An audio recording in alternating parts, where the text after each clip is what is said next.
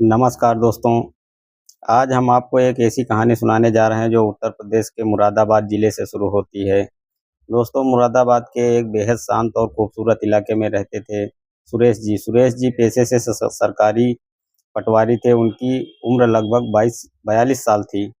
स्वभाव से सीधे-साधे, मेहनती और दिखने में एकदम सीधे-साधे और हैंडसम सुरेश जी के छोटे से परिवार में कुल 3 लोग रहते थे। उनकी पत्नी सुनीता जो थी, उसकी उम्र लगभग 24 साल और उनकी एक इकलौती बेटी रिया थी। रिया पढ़ाई पूरी कर चुकी थी। वह दिखने में बहुत ही सुंदर, सुलझी हुई और समझदार लड़की थी। खाली समय में रिया अपनी माँ के पास घर पर ही रहती थी और सिलाई कढ़ाई का काम किया करती थी। रिया के हाथ में इतनी सफाई थी कि आसपास के मोहल्ले की औरतें और लड़कियां उसी पे अपने कपड़े सिलवाती थी। दोस्तों, सिलाई के काम से रिया महीने के अच्छे खासे 15 से 20 हज़ार रुपये कमा लेती थी।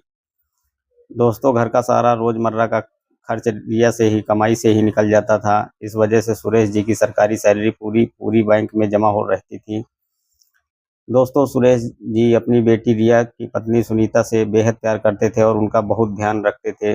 दोस्तों, सुरेश जी को अपने दफ्तरी काम और नपाई जोखाई के सिलसिले में रोज मुरादाबाद से आसपास देहाती इलाकों में जाना पड़ता था। सुबह 9 बजे वे घर से निकलते थे और शाम को 6 से 7 बजे तक लौटते थे। लेकिन अब उम्र और थकान की वजह से खुद गाड़ी चलाकर दूर दराज जाना सुरेश जी के लिए थोड़ा मुश्किल हो रहा था। इसलिए वे काफ़ी समय से एक अच्छे भरोसेमंद पर्सनल ड्राइवर की तलाश कर रहे थे।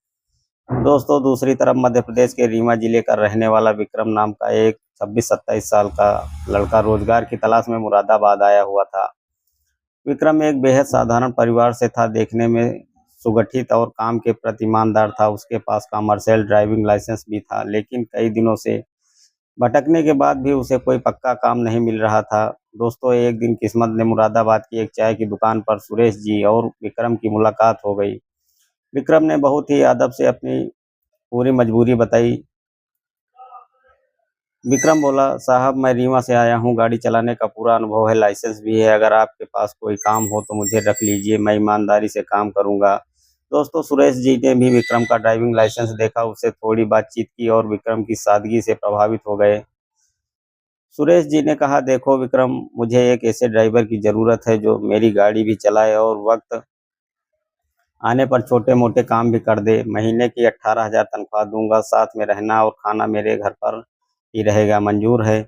दोस्तों, विक्रम के चेहरे पर खुशी की लहर दौड़ गई। रहने खाने का ठिकाना और साथ में 18,000 की सैलरी उसके लिए बहुत बड़ी बात थी। दोस्तों, उसने तुरंत हाँ कर दी। सुरेश जी उसी वक्त विक्रम को अपनी गाड़ी की चाबी देते हुए विक्रम बहुत ही कायदे से गाड़ी चलाकर सुरेश जी को उनके दफ्तर और फिर शाम को उनके घर ले जाता। दोस्तों, शाम को जब सुरेश जी विक्रम को लेकर अपने घर पहुंचे तो उन्होंने अपनी पत्नी सुनीता और बेटी रिया से विक्रम का परिचय कराया। दोस्तों, सुनीता या विक्रम है, आज से यही हमारी गाड़ी चलाएगा और हमारे साथ रहेगा।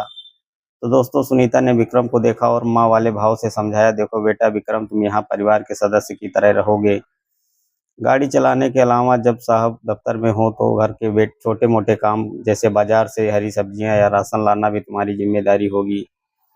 दोस्तों, विक्रम ने हाथ जोड़कर कहा, जी मालकिन, आप जैसा कहेंगे मैं वैसा ही करूंगा। अगली सुबह से ही विक्रम की दिनचर्या शुरू हो गई। वह सुबह 5 बजे उठ जाता, नहा धोकर तैयार होता, 8 बजे का नाश्ता करके गाड़ी साफ कर देता और 9 बजे सुरेश जी को लेकर दफ्तर या साइट पर निकल जाया करता था। दोस्तों, साइट पर जब सुरेश जी जमीन की नपाई या कागजी काम में व्यस्त होते, तब इस विक्रम गाड़ी में बैठकर आराम करता या अपने मोबाइल में समय बिताता। दोस्तों, एक दिन दोपहर में काम खत्म होने के बाद सुरेश जी ने देखा कि दोपहर के 2 बज चुके हैं। उन्होंने विक्रम से पूछा, विक्रम तुम्हें भूख लगी होगी? दोस्तों, विक्रम ने झिझकते हुए कहा, जी साहब, सुबह बस 2 रोटी खा गए थे, थोड़ी भूख तो लगी ही है। सुरेश जी ने उसे पास के एक मशहूर मिष्ठान भंडार ले गए और गर्मा गर्म समोसे और कचौड़ियाँ खिलाई। लेकिन सूखी कचौड़ियों से विक्रम का पेट ठीक से नहीं भरा। शाम को जब वो घर लौटे तो विक्रम सीधे रसोई की तरफ गया और वहां रिया खाना परोस रही थी। दोस्तों, विक्रम ने सचते हुए कहा, रिया जी, थोड़ा खाना मिल जाता तो। रिया ने तुरंत थाली सजाई और बड़े प्यार से विक्रम को खाना दिया। विक्रम खाना खाकर आराम से करने के लिए छत पर चला गया। दोस्तों, छत पर ठंडी हवा चल रही थी। विक्रम फोन में गाने सुन रहा था। तभी रिया भी कपड़े सुखाने के बहाने छत पर आ गई। धीरे धीरे चलती हुई वह विक्रम जी के पास पहुंची और मुस्कुराते हुए बोली, दोस्तों विक्रम जी, मुरादाबाद कैसा लग रहा है? कोई गर्लफ्रेंड वगैरह छोड़कर आए हो रीवा में, या यहीं वहाँ बनाने का इरादा है? दोस्तों विक्रम ने शर्माते हुए जवाब दिया, अरे नहीं रिया जी, हम गरीब लोग हैं, घर की इतनी जिम्मेदारियां हैं कि इन सबको चक्करों में पड़ने का टाइम ही नहीं मिलता। हम तो यहाँ दो पैसे कमाने आए हैं। दोस्तों रिया ने विक्रम की आंखों में देखते हुए सीधे सीधे कह दिया, अगर मैं कहूँ कि मुझे तुम पसंद हो, मैं तुमसे प्यार करना चाहती हूँ, तो? विक्रम हक्का बक्का रहेगा। उसने तुरंत हाथ जोड़े और कहा, रिया जी ऐसा मत कहिए, साहब ने मुझे रहने को छत और खाने को रोटी दी है। मैं यहाँ काम करने आया हूँ, नैन मटक्का करने नहीं। अगर साहब को पता चला तो मुझे धक्का मार कर निकाल देंगे। दोस्तों रिया थोड़ी उदास हो गई, लेकिन उसने अपना दिल छोटा नहीं किया। उसके मन में विक्रम के लिए आकर्षण और गहरा होता चला गया। दोस्तों कुछ दिनों के बाद रविवार के दिन सुनीता और रिया के पास के प्रसिद्ध शिव मंदिर जाने का प्लान बनाया। सुरेश जी घर पर आराम कर रहे थे, इसलिए विक्रम गाड़ी निकालकर दोनों को मंदिर ले गया। मंदिर में दर्शन करने के बाद जब वे लौट रहे थे तो गाड़ी में सुनीता आगे बैठी थी और रिया पीछे। बातों बातों में विक्रम ने शीशे में देखते हुए पूछा, रिया जी आपने भगवान से अपने लिए क्या मांगा? दोस्तों रिया के मुंह से अचानक निकल गया, मैंने तो भगवान शिव से तुम्हें ही मांग लिया है विक्रम। यह सुनते ही गाड़ी में सन्नाटा छा गया। आगे बैठी माँ सुनीता ने तुरंत पीछे मुड़कर रिया को घूर कर देखा। रिया, या क्या बकवास कर रही हो तुम?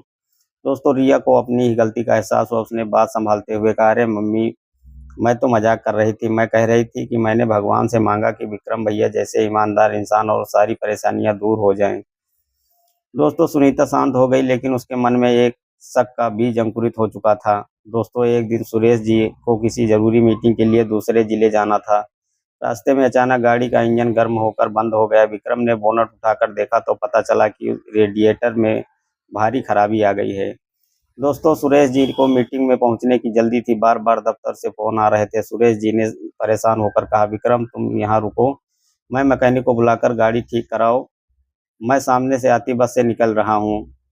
दोस्तों सुरेश जी चले गए। विक्रम सुनसान सड़क पर अकेला रह गया। उसने किसी तरह एक ऑटो की मदद से पास के गैरेज के मैकेनिक को बुलाया। मैकेनिक ने गाड़ी ठीक की और बिल 3500 रुपये बताया। विक्रम के पास इतने पैसे नहीं थे। उसने सुरेश जी को फ़ोन किया। सुरेश जी ने ऑनलाइन ट्रांसफ़र करके मैकेनिक को पेमेंट कर दिया। दोस्तों गाड़ी ठीक कराते कराते शाम के 8 बज गए। थका हारा विक्रम जब रात को घर पहुंचा तो उसका गला सूख रहा था।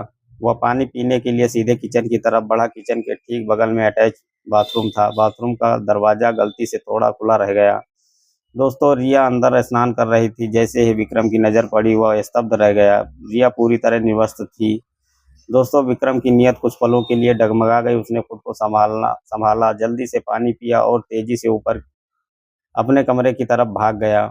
लेकिन उस दृश्य ने विक्रम के मन में भी एक अजीब सी हलचल पैदा कर दी थी। दोस्तों अगली शाम रिया फिर छत पर आई। उसने देखा कि विक्रम चुपचाप बैठा है। रिया ने कहा, विक्रम तुम कब तक मुझसे भागोगे? मुझे पता है तुम भी मुझे पसंद करते हो। दोस्तों विक्रम ने इस बार ज़्यादा कड़ा रुख नहीं अपनाया। उसने दबी जुबान से कहा, रिया अगर तुम्हारे पापा को पता चला तो मेरा क्या होगा? दोस्तों रिया ने उसका हाथ थामते हुए कहा, किसी को कुछ नहीं पता चलेगा, हम सब कुछ गुप्त प्राइवेट रखेंगे, घर वालों के सामने अनजान बने रहेंगे और आपस में फ़ोन पर बात करेंगे। दोस्तों उस दिन के बाद से दोनों बीच में सीक्रेट लव स्टोरी शुरू हो गई। दोनों ने एक दूसरे के नंबर और इंस्टाग्राम आईडी एक्सचेंज किए। दिन के समय दोनों छत पर होते तो किसी के शक न हो, इसलिए विक्रम अगर पूर्व की तरफ खड़ा होता तो रिया पश्चिम की तरफ। आमने सामने खड़े होकर बात करने के बजाय एक दूसरे को मैसेज और व्हाट्सएप कॉल पर बातें किया करते थे। दोस्तों कुछ हफ्ते बीत गए। एक इतवार की सुबह सुरेश जी और उसकी पत्नी सुनीता को किसी रिश्तेदार के यहाँ धार्मिक अनुष्ठान में जाना था। रिया ने घर पर अकेले रहने का बहाना बनाया। मम्मी ने, मेरी तबीयत ठीक नहीं है, मुझे पीरियड आए हैं, इसलिए मैं पूजा में नहीं चल पाऊंगी। दोस्तों उधर विक्रम को भी रात में हल्का बुखार और सिर दर्द था, इसलिए सुरेश जी ने उससे कहा, विक्रम तुम आराम करो, आज मैं खुद गाड़ी चलाकर चला जाता हूँ। सुरेश जी और सुनीता घर से निकल गए। अब पूरे बड़े से घर में सिर्फ रिया और विक्रम अकेले थे। घर में सन्नाटा देखकर रिया के मन में बेकरारी बढ़ गई। वह तुरंत ऊपर विक्रम के कमरे में पहुंची। विक्रम हाथ में पेस्ट और ब्रश लिए वॉश बेसिन में के पास खड़ा था। दोस्तों रिया ने विक्रम को पीछे से पकड़ लिया और बोली, विक्रम आज पूरा घर खाली है, मम्मी पापा को आने में 2 से 3 घंटे लगेंगे, आज मेरा बहुत मन है, हम दोनों एक होना पड़ेगा। दोस्तों विक्रम ने झिझकते हुए कहा, रिया मेरी तबीयत ठीक नहीं है, मुझे तेज बुखार है और देखो मैं अभी ब्रश कर रहा हूँ, मुझे कम से कम मुंह हाथ तो धो लेने दो। दोस्तों लेकिन रिया घर में तो जैसे प्यार का जुनून सवार था। उसने कहा, अगर तुम मुंह धोकर नाश्ता करने बैठोगे तो मम्मी पापा के आने का वक्त हो जाएगा, मुझे अभी और इसी वक्त तुम चाहिए। दोस्तों रिया के लगातार दबाव और आक्रामक व्यवहार को देखकर विक्रम का संयम ही टूट गया। उसके हाथ में वही टूथपेस्ट कोलगेट की ट्यूब थी, उसने ब्रश को वहीं पर फेंक दिया। रिया का हाथ पकड़ा और उसे सीधे बेडरूम में ले गया। दोनों बेडरूम में एक दूसरे के आगे आगोश में आ गए। रिया पूरी तरह भावुक और उत्सुक थी, लेकिन क्योंकि रिया पूरी तरह से कुंवारी थी और अनुभवहीन थी, इसलिए शारीरिक संबंध बनाते समय घर्षण के कारण दर्द होने लगा और प्रक्रिया आसान नहीं हो पा रही थी। रिया ने कराहते हुए कहा, विक्रम बहुत दर्द हो रहा है, अंदर नहीं जा रहा है, कुछ लुब्रिकेट या तेल लगाओ ना।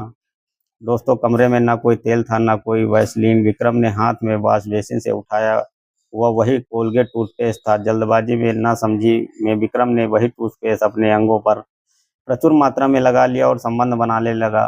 दोस्तों कोलगेट में मौजूद मेथाल और रसायनों की वजह से कुछ ही सेकंड में रिया के संवेदनशील अंगों से भयंकर जलन और तेज चुभन होने लगी। रिया दर्द और जलन के मारे चीखने चिल्लाने लगी, अरे बाप रे।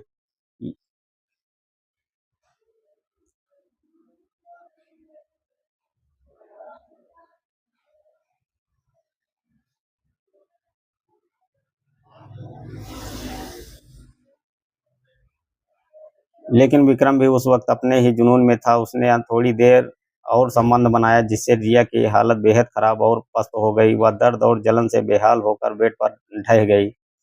दोस्तों विक्रम को अब अपनी गलती का एहसास हुआ तो वह तुरंत बाथरूम गया, खुद को साफ किया, नहाया धोया और चुपचाप दवा खाकर अपने कमरे में जाकर चादर तान कर सो गया।